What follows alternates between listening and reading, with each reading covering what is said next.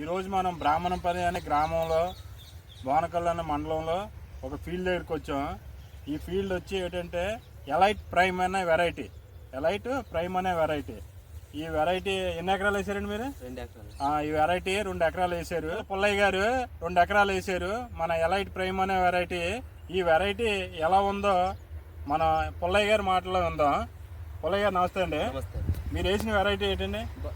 ప్రేమ్ అండి. ప్రైమ్. ఏ కంపెనీ అండి? Elite seeds.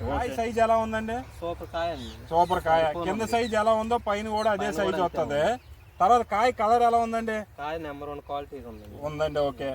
ఇలాగుంటే ఈ కలర్ ఈ కాయ సైజ్ ఇలా ఉంటే మార్కెట్ లో బాగానే వెళ్తుందా? ఇది బాగుపోద్ది. బాగానే పోద్ది. ఓకే. అంటే మీకు ఏమనిపించింది? సరిపోను కాయ సైజు. ఓకే. మార్కెట్ కి అనుకూలంగా ఉండే కాయ సైజు. ఓకే.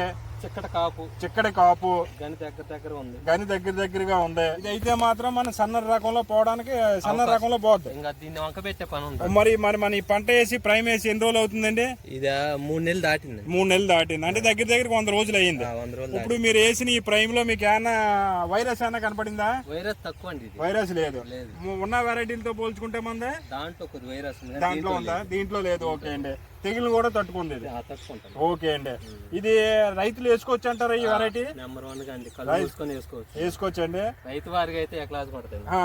ఇప్పుడు ఎవరైనా రైతులు అడుగుతున్నారండి పొలం చూసి ఎత్తనం అని? అంటే ఇటు లోనకి పెద్ద రాలేదండి. జనం అయితే మా ఊళ్ళ వరకు అయితే ఎత్తనం బాగుందిరా, మంచి కాపు పడదా అన్నారు. బాగుందన్నారు. కొంచెం సపోర్ట్ చేయండి అందరికి. మంచి ఎత్తనం మీరు రైతులందరికీ చెప్పండి. బాగుంటే రైతు వారికి మేము చెప్పుకోవటానికైనా ఎక్లాస్. మీరు 100 రోజులు అయింది కాబట్టి మీకు ఇత్తనంలో దమ్ము. మీకు మీరు వచ్చారు ఏ ఎత్తనం అయింది నాకు తెలియదు. ఏ ఎత్తనం బాగుందంటే నేను ఇదే బాగుందన్న. అవునవును. మేము కంపెనీ చెప్పకుండానే మామూలుగా వచ్చాం.